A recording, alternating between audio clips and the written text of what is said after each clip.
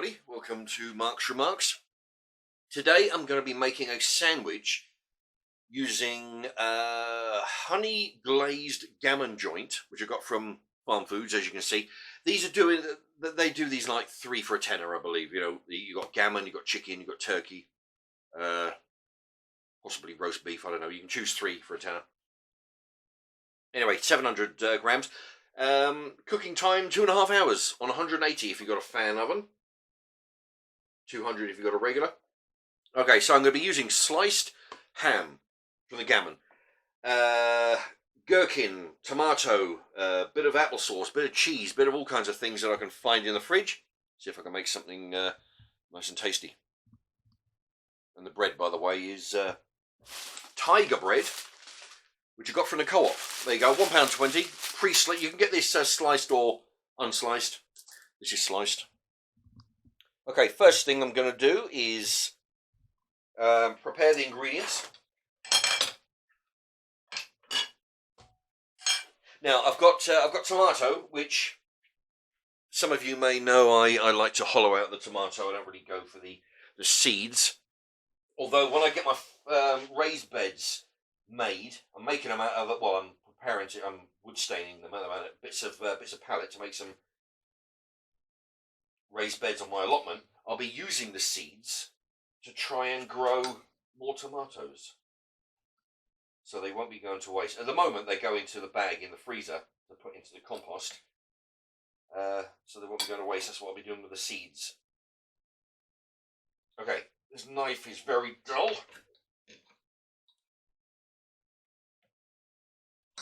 but it's doing okay.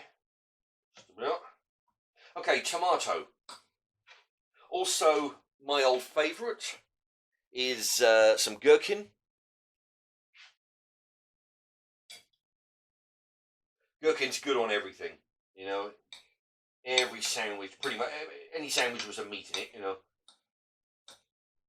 You can put gherkin in there. Adds a bit of moisture, adds a bit of crunch. It's really good. My favourite sandwich filling, at least vegetable wise. There you go. Okay, so that's the tomato and the gherkin. Grate up some cheese. Now I've got a taste for mature cheddar nowadays. You know, I used to go for the mild for years. Starting to get a taste for the mature. I tried the extra mature, but that doesn't seem to work out for me. Now, this is something that I've been doing for a while. I've got a cheese grater, but the cheese grater makes it very, very small pieces. You know, it's like flakes. So what I do nowadays mostly is use a potato peeler. To make them into, you know, thin slices as such. And the good thing is we're doing it this way. Instead of cutting it with a knife into small, you know, pieces, you may have noticed if you use a knife, it's difficult to make the slices a uniform thickness. So you end up using more cheese than you want. This one does it very thin. And as you can see, there you go. Very, very thin slices. All right, so I'm going to do a bit more of that. And now it's time for the meat ingredient. Now, this, like I say, takes 2.5 hours to cook on 180. It's been sitting out for about 10 minutes. There you go. I'm trying to slice this meat. I gave this knife a sharpen, which I'm not sure I did a very good job. But the trick is to try and get it as thin as you can, because you know, for one, it you know, makes it go further, and two, you don't have to chew it quite so much. If you put really thick slices in there, you don't get many sandwiches for your joint of meat. you know, and it's a job trying to eat your way through. There you go. It's not turning out too bad.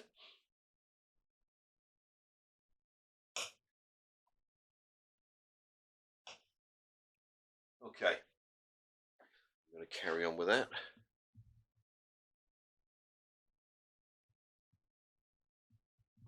Okay, so that's the ingredients. I've just buttered the 2 slices of tiger bread. There we go. Now I'm going to use the rest of this jar that Shropshire lass paid for last week. I used it for a sandwich the other day. She donated the money for this, so I'm going to use the rest of this on this sandwich. So big thank you again to Shropshire lass. It's actually quite tasty, this. Not as you do with being, you know. Oh, well, actually, there is a few chunks in here.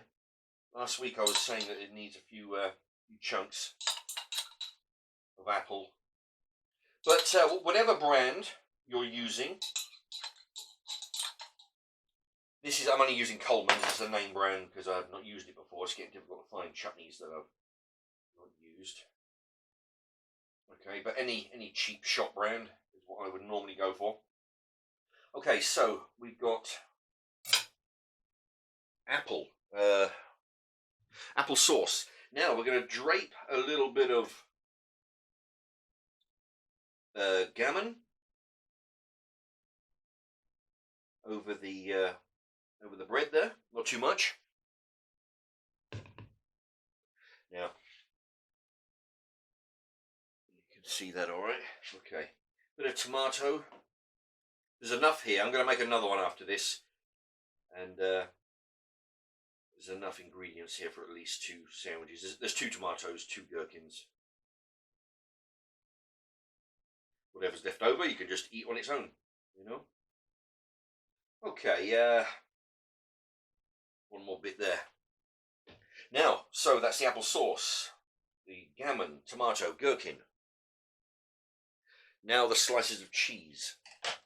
Now, as I showed you a moment ago, they're very, very thin. I like these better than the grated, because I've got a small grater, which makes the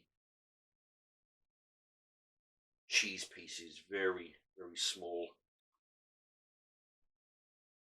which is fine, you know. But I mean, when you go in to pick them up, it all clumps together because it's really really fine. There you go. Might need a bit extra cheese for the next sandwich. That's fine. I'll just grate some more. Now, what else? Now, so you've seen what we've done there. Now, we'll just top it off with a little bit more meat.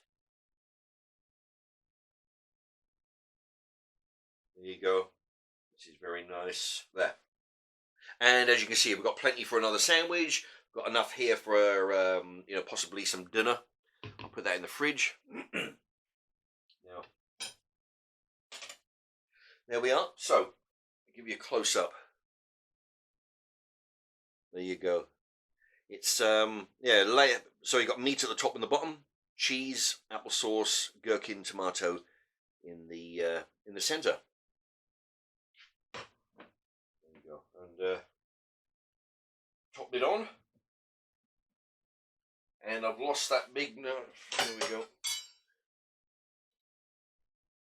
Now, and then we're gonna just cut it in half, just to make it easier to eat.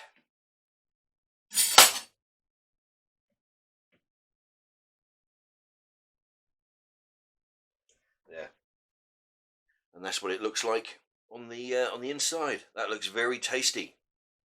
Okay, let's give it a taste test. Okay, we'll see how the ingredients go together.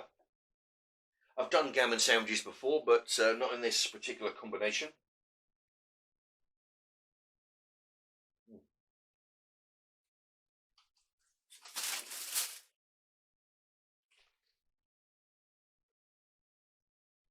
Very nice. I'm getting the cheese and the apple. That's the thing. Sometimes it comes in waves, you know.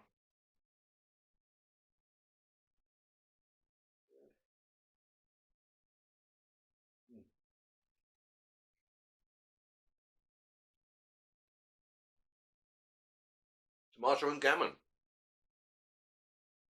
Yeah. When you put a lot of flavours together like this, you don't always get all the flavours at once. They come in pairs mostly. Yeah, that was tomato and gammon.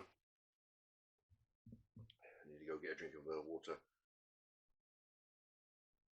Oh, I'm not drinking out of my pot noodle tub today. I'm drinking out of a glass that came with some Copperberg cider.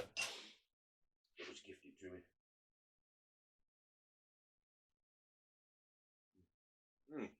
Wow. Let me tell you, all my sandwiches I've made, I've always been pleased with them. And this is no exception. It really does go well. I don't know whether it's a common thing, apple sauce with gammon and mature cheese and all the rest of it. But these ingredients go. You don't have to go. I don't know how much this was. I can't remember. But there's probably lots of other brands of applesauce. You can get a cheaper brand, I'm sure. But yeah, if you want something different, if you've got some bits of gammon left over from a joint, make a sandwich, add a bit of sauce to it. Applesauce.